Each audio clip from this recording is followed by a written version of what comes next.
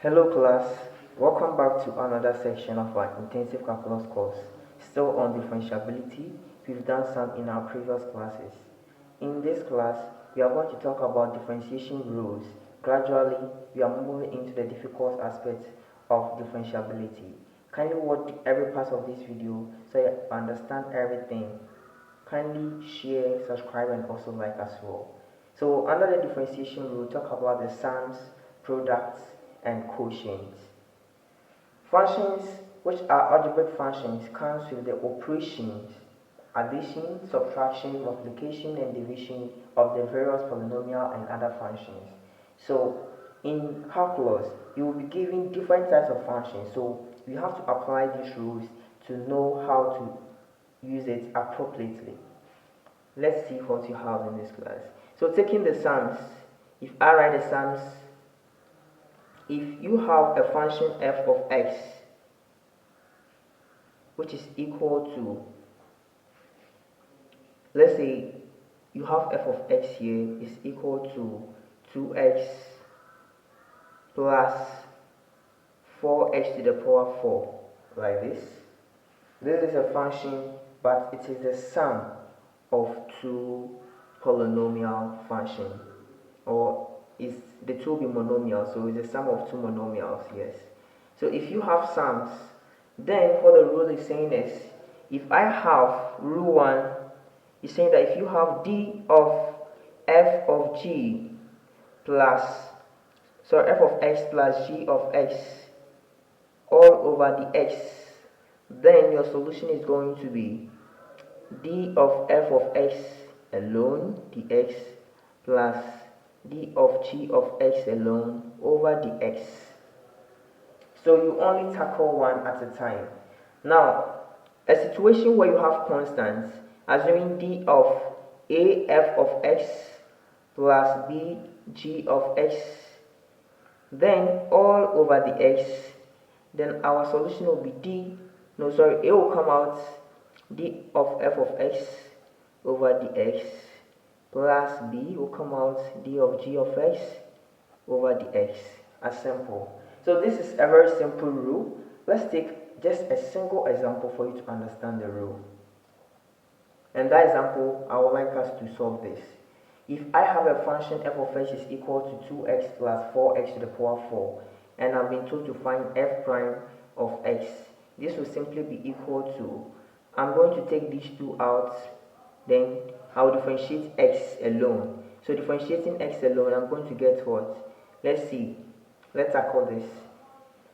So if I want to find this, the derivative of this alone plus 4x to the power 4, the derivative of this alone. If I want to tackle this, you realize that the power of x here is 1. I'll multiply it by the whole expression and I'll get 2x. Then here 1, I'll subtract 1 from it so that I get 0. Then what the rule is saying is, if you have a number to the power 0, that is 1. So you'll be left with 2 plus, here I'll multiply 4 by the whole expression, I'll get 16x, then I'll subtract 1 to the power 3. So this is my derivative using the sum rule. So whenever you get the sum of many monomials, it can be a, b, c, d, different functions, you just tackle each of them one by one. Now let's go to rule 2 for products, which is generally called product rule. What does product rule says? If I have a function, two functions, f of x, g of x, like this, then I'm to find the derivative of their products all over the x. How do you go about it? The rule says find the derivative of one, then you maintain one, then you add it to the derivative of the other, then you maintain the other. So let's see. When I differentiate this, I'm going to get f prime of x, g of x, plus g prime of x, f of x. I think this is clear because for the first part, I differentiated f, I maintain g of x. The second part, I'm differentiating g of x and I'm maintaining f of x. So this is the simple product rule notation which you have to apply whenever you have two different functions multiplying. Two different functions multiplying. Take note, if you have 2x multiplying x to the power 4, this is not a product rule. Why? 2x and x to the power 4 is the same type of function, and you have to simplify it before you differentiate. So this is going to be 2x to the power 5. It is not a product rule.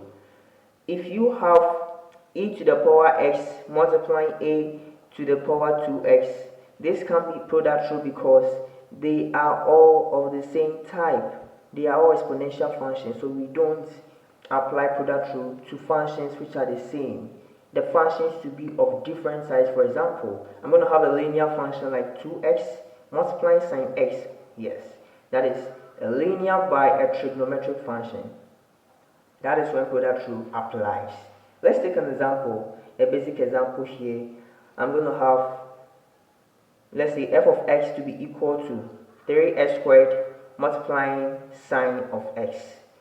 So my derivative, f prime of x, is simply equal to, I'm going to differentiate this part, that is 6x. I'll maintain my sine x, then I'll add it to maintaining 3x squared, then I'll differentiate sine x to be cos x, and this is my derivative. That is all for product rule. Let's go to the quotient rule, which is the third rule to consider in our course, the quotient rule. So as you know, quotient involves rational numbers. If you have an expression, or if you have two functions, f of x over another function, g of x, we say that it's a quotient, or it's a rational function. Now, how do we differentiate a quotient? What is the rule? The rule is saying that we have g prime of x, then you have f prime of x. So after finding these two, then you are going to make a combined formula from this.